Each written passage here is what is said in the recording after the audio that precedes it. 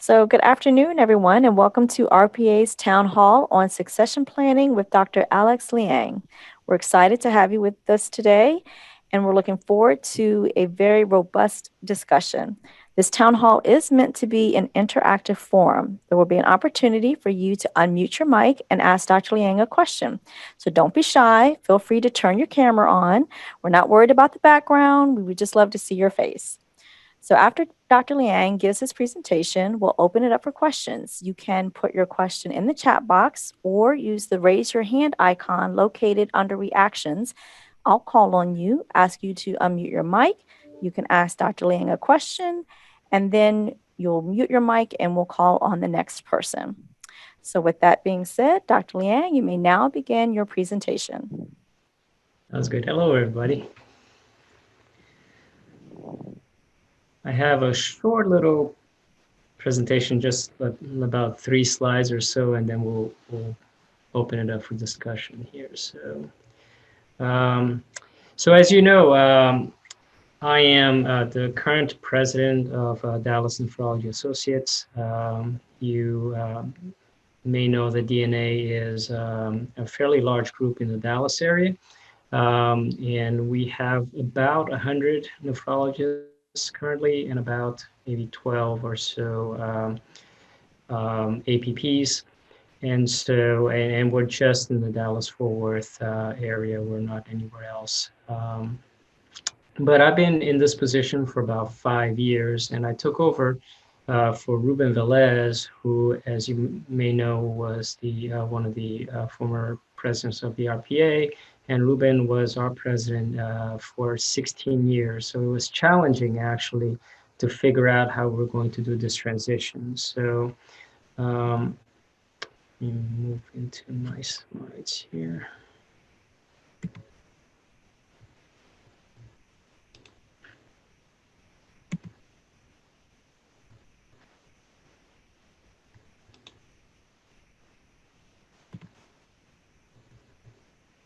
Okay, so why is succession plan important? So if you don't do this right, obviously it can not only impact the culture and the moral of the company, but also impact the productivity of your physicians and the company as a whole. So this is really important. How are you gonna, do this handoff? And then how do you decide who's gonna take the helm of your company? And so we always talk about whether you should have an internal person take over the position, or do you go outside and find an external person, somebody who's an expert in running a practice. And so there's pros and cons. I've got a slide here with some ideas about some of the pros and cons. So internally, like myself, who was a physician, a DNA physician, you are more familiar with the practice, you're familiar with the practice culture and the way things run. Oftentimes, an internal physician has trust and confidence from the partners. Um, Certainly, you're more familiar with the current market relationships. And in many ways, that helps really with sort of having a more smooth transition with somebody who really understands how the system works. But the drawbacks of an internal candidate is that oftentimes that internal candidate may not have an MBA or advanced. Sorry, go back on my slide here. So may not have had some formal training to be an executive or to be a leader of a practice. But certainly it is less expensive. But finding an external candidate, somebody who has been trained for this sort of position, they will oftentimes come with an MBA or an advanced degree, and certainly also a lot of experience running practices. With that, the practice has to be ready to pay oftentimes a fairly big price tag on this person. But this person is going to be new to the practice and new to the culture, so there's going to be a little bit of time that the person is going to need to sort of adjust to everything. And it also takes some time for your physicians and your staff members to gain trust with this new person. And again, they will have to learn about the current market relationships. And so some of the factors to think about when you're finding somebody is, especially if you're thinking about identifying somebody within the company that can take over the practice, is, how do you encourage younger people who are interested in leadership, interested in running the practice and having ideas? How do you include them in the whole process? And how do you nurture them from the beginning and groom them to be able to learn how it is to run a practice and learn the ins and outs of what it takes to run this practice.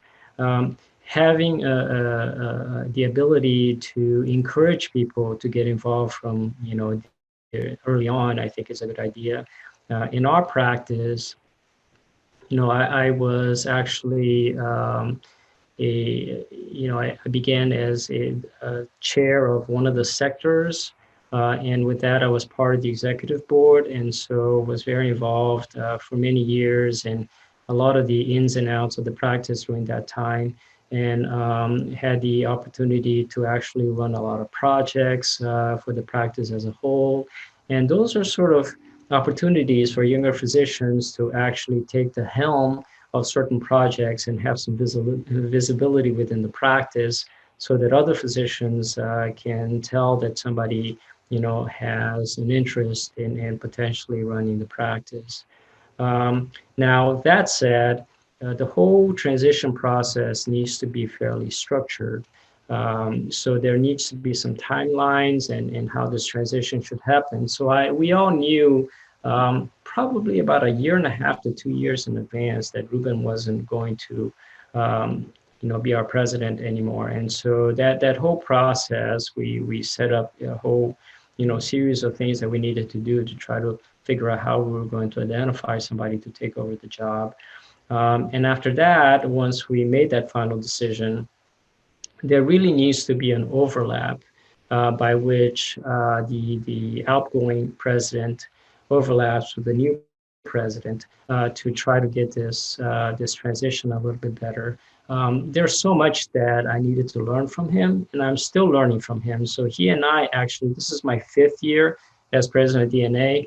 He and I overlapped for about 4 years, where I had taken over and he was past president, and he's currently our counselor. And so he's been around for quite some time. And for me, it's just been, a really amazing resource to have him here because he has the knowledge of everything that's happened in the past. And so, so you have an opportunity of a new person to bring in some new ideas and new ways of looking at things, but at the same time having the benefit of, learning from, the good and the bad that's happened in the past. The transition process needs to be very transparent. And so in a group like ours, where we have currently, about 50% of our practice is a shareholder, we need to make sure that the process is very open and that people have an input on who the new leader should be. There needs to be an election process by which everybody has, again, the opportunity to elect whoever is going to be taking over the position. Um, I think this is my last slide. Sorry, I'm having just a little trouble controlling these. Yeah, so that was it for my slide. So I like to open it up for any sort of questions that people may have. If anyone has a question, you can raise your hand or put the question in the chat box for Dr. Liang. And Dr. Liang, thank you for giving us that overview there. So, one question is should your succession plan reflect your business goals? Absolutely. And I think that, a lot of times you have to kind of look at which direction your company is going as far as, whether you're planning on expanding, whether you're planning on doing some new business models. There's a lot of, for example, you know, private equity acquisitions and things like that. So if you think that your company is going to be moving in that direction, then you need to really take into a lot more consideration as far as bringing somebody in that has that kind of expertise. And so, if, for example, DNA was moving in the direction where we were going to have, private equity investment, or we're going to at some point go public, for example, then you would really truly need a CEO that really has that sort of experience, rather than bringing somebody who doesn't. So absolutely, I think that sort of makes a huge deal. The other thing to think about also is that every practice needs a contingency plan, right? And so, Mhm. what if your current leader or your current president, whoever's running your practice right now, what if something happens to that person today or tomorrow, or they get into a car accident, right? Does your practice currently have a plan of who's going to take over, and what is the process in place to make sure that everything is going to continue as is, right? And so there needs to be a short term, sort of emergency plan, and then probably a more long term goal as far as, where you're going to do with, once your current president is thinking about retiring or slowing down or anything like that. And so those are kind of, things to look at. Every practice is very different. Obviously, DNA has been sort of is sort of unusual in its structure. We've been around. This is our 50th year, and in 50 years, I'm only the fifth president that DNA has ever had, and so that's sort of how DNA is set up. But every practice is different. There's practices where you switch, presidents every 2 years, for example. So you're just going to have to figure out, what is the structure that works for your practice, and have a contingency plan for, an immediate and then a long-term goal as far as how you're going to um, you know, set up a succession plan. Now, one thing is for sure, though, there is not a lack of talent in every single practice. You've got a lot of physicians now, especially younger physicians, who are very interested in managing the practice or having a role in running the practice. And the key is, how do you keep these people interested and excited about the practice? How to give them an opportunity to learn about what it takes to understand the business of nephrology. The RPA has so many different resources that people can engage with to try to understand all of these things, and so it's always learning, right? And for us, it's always Mhm. learning, partly learning on the job, but also having the opportunity to take advantage of some of the courses and the things that organizations like the RPA have to offer for us to kind of learn these things. Mhm. Excellent. So I have another question here. This is from someone's from a small practice. So they're a small practice starting from no plan at all. So what would you recommend as their first best step? So with a small practice, I think the first thing you have to do is identify one or two people who may have an interest in running the practice. And so I don't know how your practice is currently structured, but my suggestion is to find one or two people who may or may not be interested, but hopefully interested in having a bigger role in the practice, and give people certain jobs, so certain administrative duties that you can take over. And so if you cover a large area, you can have, somebody kind of be in charge of a sector, for example, or in charge of, parts of the practice, for example. I was in charge of, physician compensation, for example. So that was sort of my job as not only running my sector, but kind of for the practice, looking at, how we're going to compensate the physicians and how we're going to measure productivity and all that kind of stuff, right? And so finding people with certain interests and actually getting them involved in the business of the practice, fairly early, I think would be important. So this works for either a small or a large practice, just identifying people and getting them involved early. Now, you mentioned the talent of the younger physicians. So if someone was a younger physician, how could they go about expressing an interest and be taken seriously? So this is always a challenge, right? I think that practice structure sometimes has something to do with it. But certainly, I think that if you are interested and you have an appetite for getting involved, I wouldn't give up, so I would have a conversation with your practice president now and tell them Mhm. you're interested, you want to have some opportunities, and really it's a give and take. So sometimes, what works the most for a practice, especially in a practice the size of ours, for example, is this whole idea of self-sacrifice, right? I mean, are you willing to put in the sweat for the company, right? Instead of saying, okay, I really want to do this, but I'm going to nickel and dime the company, right? For every little thing that I do extra, I want to get paid for it. And that doesn't necessarily go well when you are eventually going to become a leader of the practice, right? And so all of us have a stake in the game. We all have some skin in the game, and we all want our individual companies and our practices to do well. And so my suggestion is for you to get very involved. Make sure that everybody knows that you want to be involved. Make sure that you spend the time, take on a project, and do it well, and be excited about it, and not worry about the extra time that it may take, because eventually you'll pay back, because people will see that you're excited and that you're interested and that you're devoting a lot of your energy and time to the company, and they'll reward you for it. Okay. I have another question here.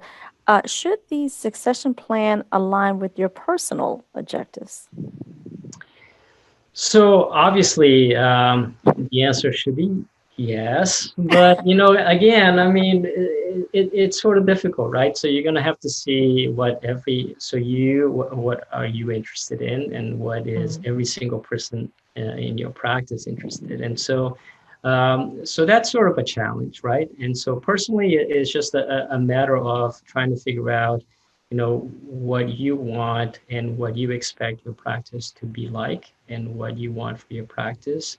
And if you think that you have a vision, for how the practice should be, and how your quality of life should be, and maybe that doesn't quite align with how the practice is currently being, set up, then maybe it's time for you to get involved, and for you to roll up your sleeves and see what you can do, as far as, you know, kind of, putting in your ideas and everything else.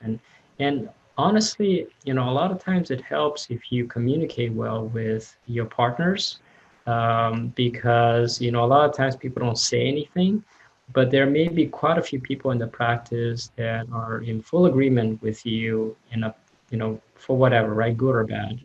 And Mm. so getting engagement and getting everybody on the same page will help you accomplish more things, I think. Okay.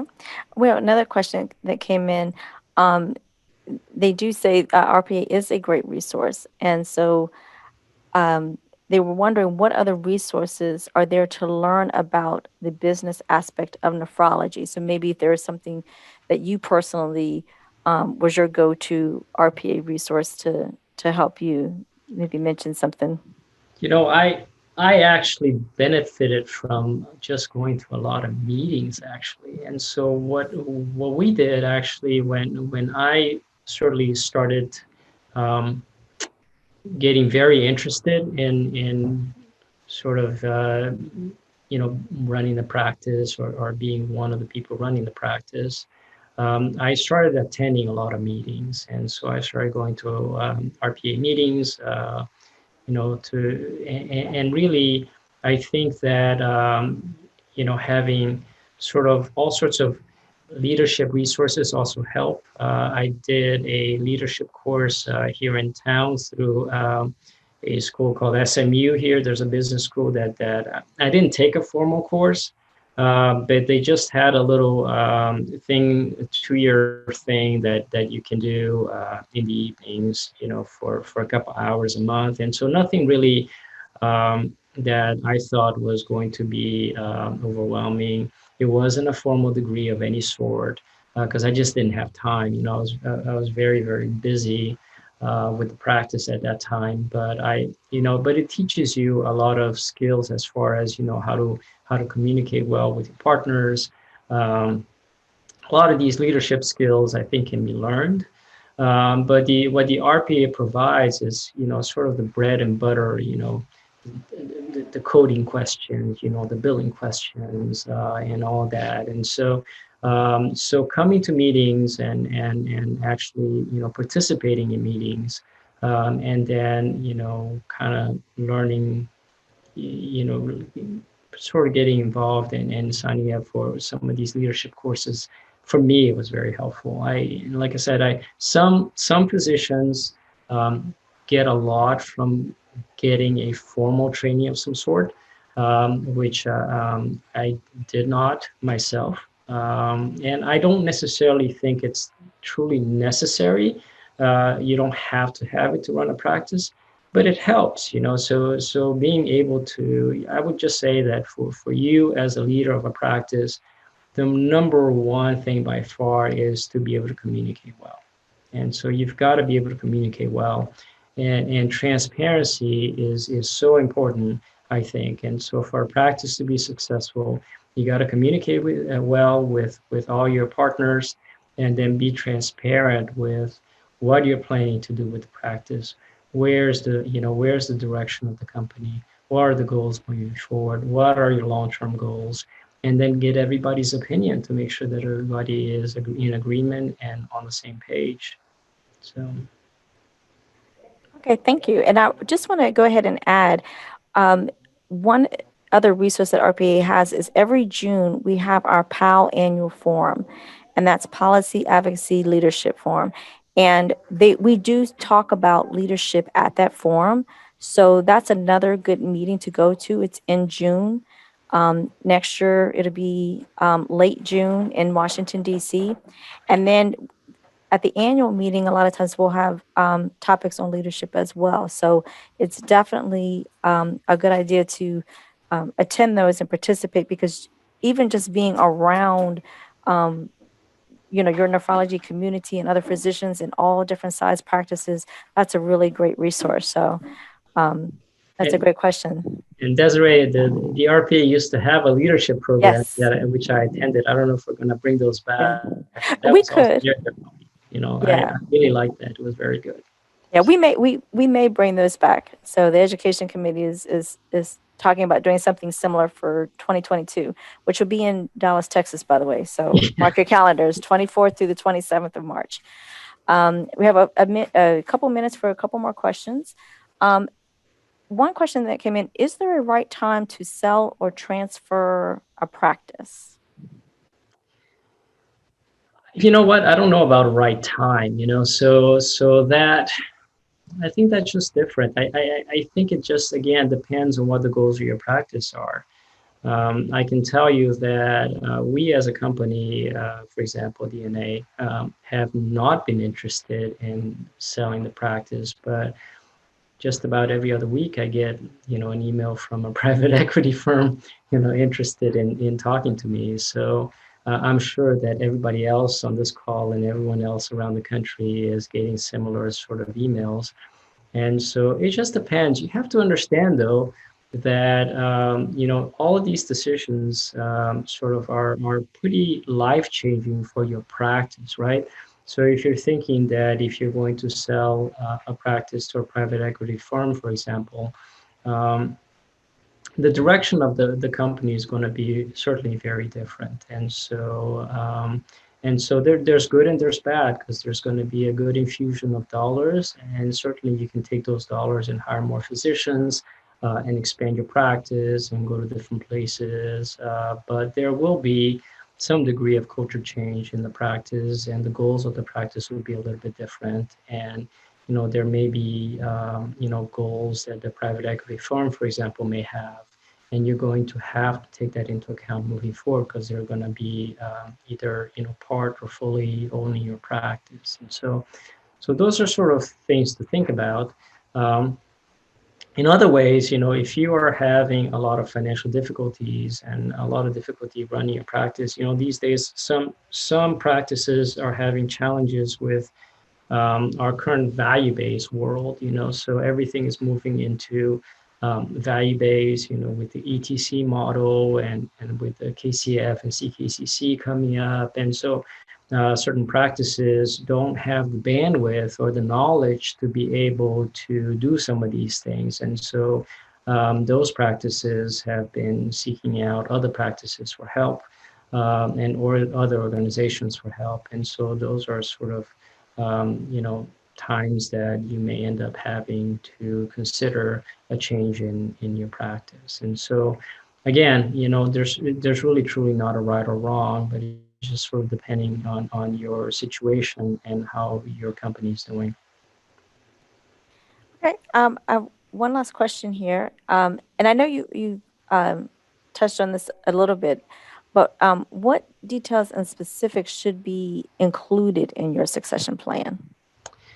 So certainly, first of all, you've got to figure out, who, which are the candidates, and so once you've decided, or once you know that your current president is going to retire or step down, then there needs to be an immediate plan as far as how you're going to go about recruiting. So in our case, I'll give you an example. So in our case, we formed a committee to look at this, and so we had a nominating committee of five shareholder physicians that actually met on a regular basis to try to decide, are there some internal candidates that could potentially take over the practice, or do we need to go outside and look for somebody who does this, as a business, right? So somebody who has that MBA and that background. And so once we identified that, then we set a timeline of, so how long did we have, to recruit somebody or look at somebody. And then after that, as I mentioned earlier, transparency is very important. And so we made it very well in advance known to the practice that Dr. Velez was no longer going to be president in a couple of years, that we were in the process of doing all of this. And then we set a timeline of what we were going to do and who we're going to identify. We gave plenty of opportunities for the committee identified one or two people that they thought could potentially succeed Dr. Velez, and then opened it up for the shareholders to figure out if there was anybody else that might be interested. And so we went through this whole process of figuring out, who was going to do it. And then at the same time, we decided that Dr. Velez was going to remain as past president for a certain number of years. And so we actually put all of that in our bylaws, actually, to make sure that that was in place. And also the new president. So when I came on, I actually was president-elect for 6 months. And so there was just quite a bit of overlap. And so for 6 months, I was president-elect while he was still president. And so I was elected 6 months before he actually formally stepped down. And so that allowed us to have that initial transition, and then he stayed on for the next 4 years. And so the timeline, I think, is going to be very important. And then after that, the second I was identified and we had a election and a vote and all that, then what I did is actually I sort of went through all the things that and sat down with Dr. Les and figured out my knowledge gaps, the things that I needed to learn and the things that I needed to, understand and figure out. We have a group of directors in our practice, and I spend time with each director to learn exactly what each director was doing. And so all of that sort of takes time. And so more than anything else, I think being organized and how you do it, I think is going to be very important. Okay. Well, thank you very much. We are at our time. This has been very informative. I hope that the information that Dr. Liang shared is helpful to you. We appreciate you taking the time out. And if there's nothing else, we'd like to wish everyone a great evening. Again, Dr. Liang, thank you so much for sharing your knowledge and experience with us. And we look forward to seeing you all at the next town hall meeting. So have a great evening, everyone. Thank you for having me. Thank you, everybody. Bye bye. Bye.